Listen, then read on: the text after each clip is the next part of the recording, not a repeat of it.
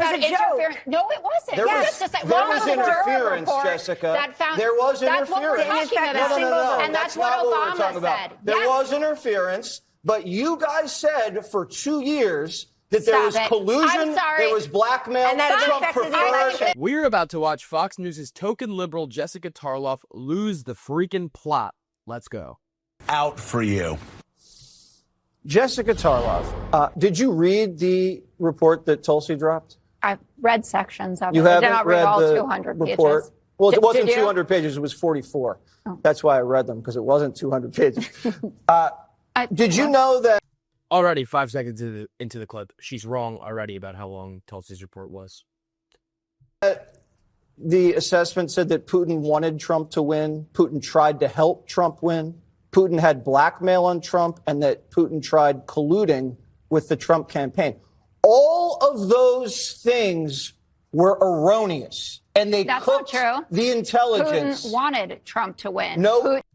She goes, that's not true. Lady, you didn't even read the report. What do you know? Nothing. Did you read the report? Okay, so if you had read the report, you would have known that Putin had no preference who won. That's not true. Okay, literally, you obviously didn't read the report. That actually has nothing to do with this. Yes, it does. Well, that's one of the main points in the report.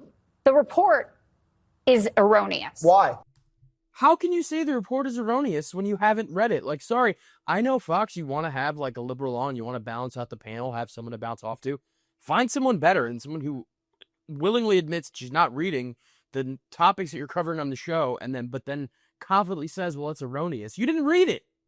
No. Well, you didn't read because Jessica, you guys are literally going back. I'm sick of it. We spent years, 6 figures worth of You're legal saying bills that Putin for low-level staffers. That the intel, that our intel community and the rest of the world. Donald Trump was ever president, including now when he's sending patriots to Ukraine and calling Putin I think that Putin really loved it when he stood up there next to him in Helsinki and said, he told me he didn't want to interfere in the election. I don't care who Putin wanted to win the election. You just brought it up. You obviously do care. No. It went on. Excuse me. The media needs to own up to being part of this lie for years. Totally. Excuse me, Absolutely. 2,000 minutes. That is 2 days out of a human being's life, just in coverage of this thing called Russia collusion. Why are there 13 Russian true. nationals that were charged with interfering with the election if it wasn't true? And that wasn't true. That wasn't what the report Look at the Mueller report. Look at it. The Look Mueller what he said about interference. No, it wasn't. There was interference, Jessica. There was interference. That's what we're talking about. No. And that's what Obama said. There was interference, but you guys said for 2 years that there was collusion, there was blackmail, and that Trump preferred and tried to help Trump. I think that people who said there was collusion, which is a made-up term anyway, I'm not going to be besmirched as the campaign manager. I wasn't talking to people. You're having a conversation about yourself. No. I wasn't talking to people in Moscow. I was talking to people in Macomb County, Michigan, and Mecklenburg County, in North Carolina. That's how he won. He won because Hillary was a flawed candidate. And every time you guys have a shitty candidate, you do all these shenanigans to try to stop Trump.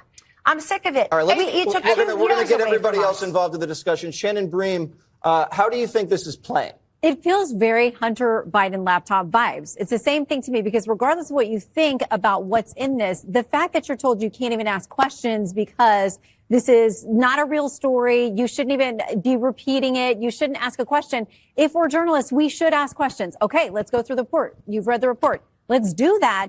It almost is like they haven't learned their lesson because what happened with the Hunter Biden stuff turned out most of that stuff was true. We were told at the time, if you ask questions about it or promote the story or report on it at all, you're doing Russia's work. That's what we're being told this time, too.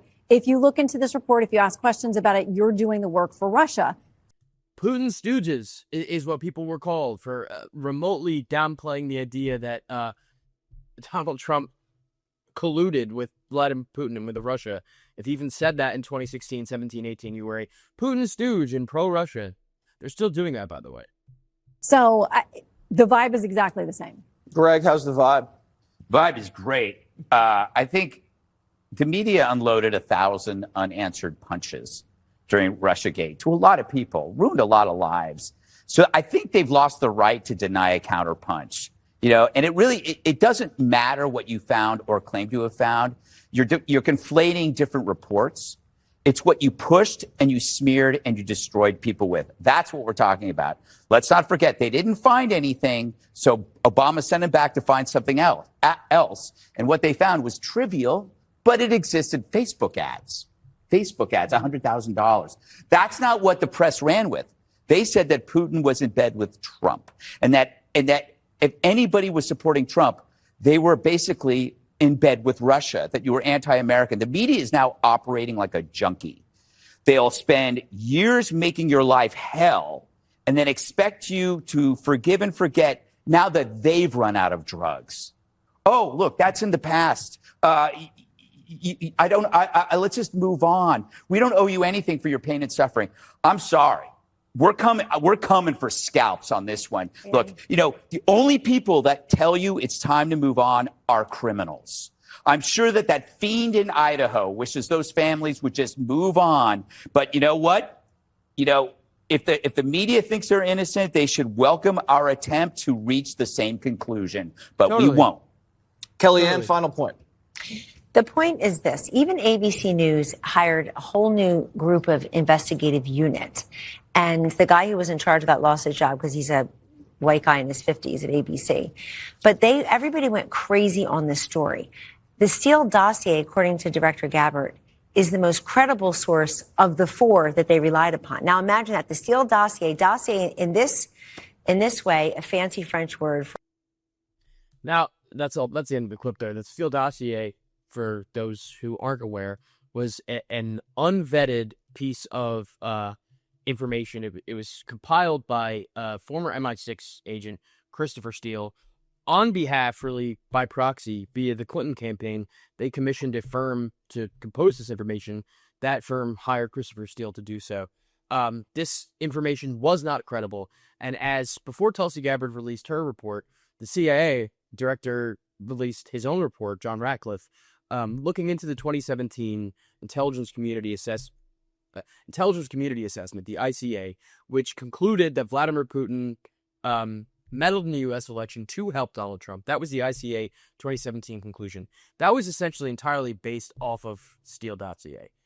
That Steele dossier, as John Ratcliffe's report shows, was entirely uncredible, and people in the CIA were saying, John Brennan, Obama's CIA director, don't include this. This is going to tarnish the credibility of this report if you use this information.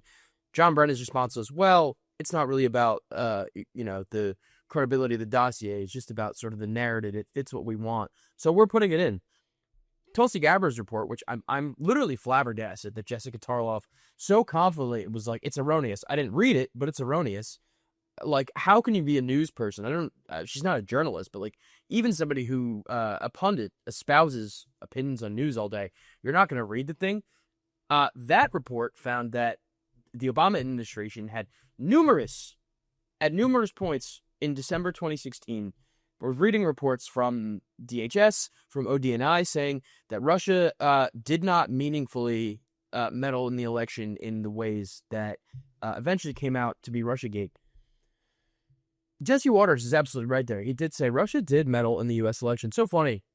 I had a professor in 2016. I was in college. I was getting my journalism degree at Quinnipiac University, and I was taking a course by the name of Disinformation in the Social Media Age. And I had a professor who said his conclusions were Russia absolutely did meddle in our elections without a preferred candidate. They did so to sow discord and weaken our institutions, which they absolutely did. They succeeded in that mission. But that professor said they didn't have a preferred candidate. They were making, Facebook accounts, Black Lives Matter and religious accounts and having them meet up on the same day and planning events in the same space so that these people would clash. That was Russia's endgame, to weaken our institutions, to weaken our social bedrock and our trust in each other. Worked like a charm.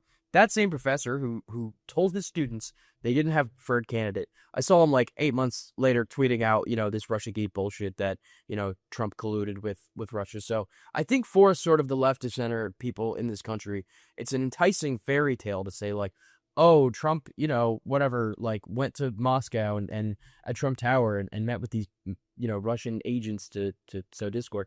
It's obviously not true. None of it's true. It's salacious. It's BS. It was kind of a hoax propagated on us.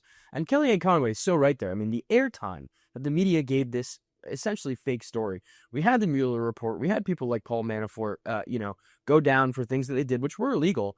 But that stuff was small potatoes compared to the massive accusations the media was making about Trump colluding with Russia.